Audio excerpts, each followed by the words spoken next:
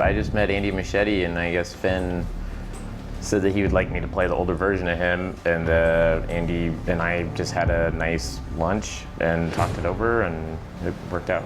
We didn't stop it. Pennywise. Hello. Andy, can you talk a little bit about what it was like going from It Chapter 1 to It Chapter 2? Chapter 1, there was a couple of trials for me personally, which was Pennywise. Would it be effective? Would it work as a monster? Would it captivate the audience and be scary? And then the Losers Club. How would the chemistry work? Would it be credible as a group of friends? Now the challenges were like engaging the audience emotionally with a new cast.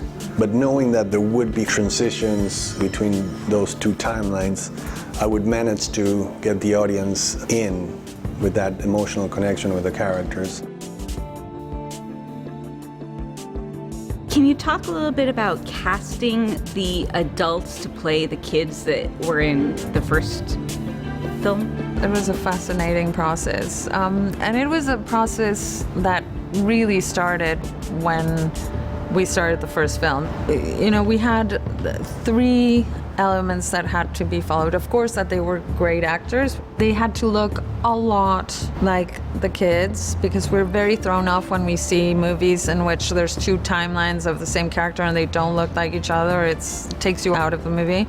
And then the third one was, of course, that they were troopers and that they really wanted to be in the film, because we knew that the shoot was going to be intense. I remember Sophia walking in the room the first time we met her and me going, she looks so much like Jessica. So I don't think we ever thought of anybody but Jessica for that role.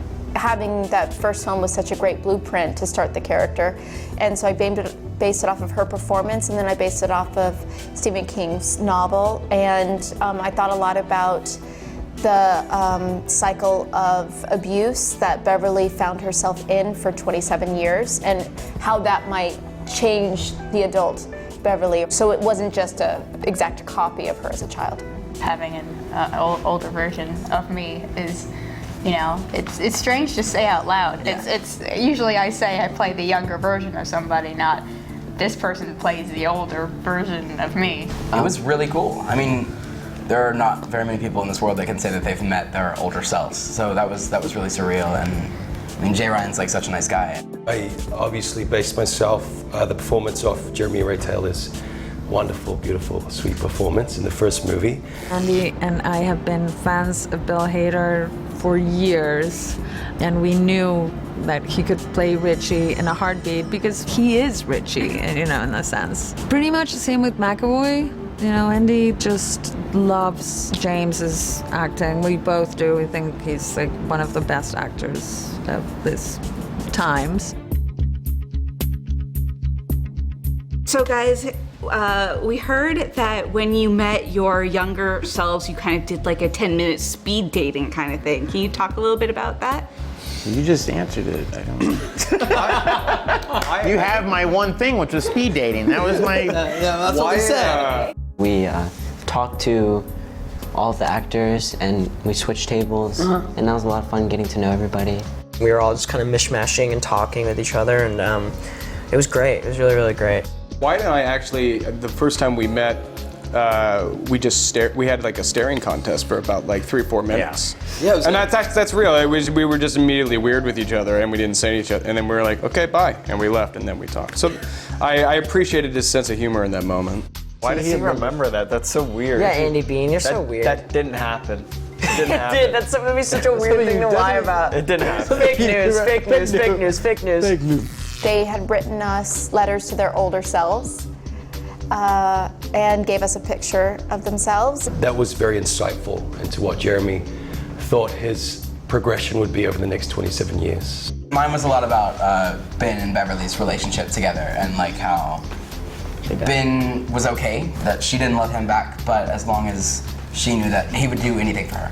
Yeah, mine too, older Bill, was a lot about the guilt that Bill feels. He feels responsible for a lot of things, including his brother's death.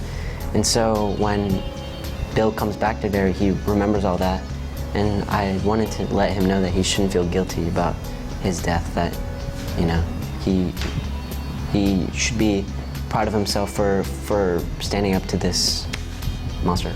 I can't really remember too much of what I wrote, but what I think I wrote about was kind of the importance of her relationship with the losers, because it was them that taught her kind of self-love and what friendship really is and what kind of relationships are good and healthy for her, and it taught her what to really fight for.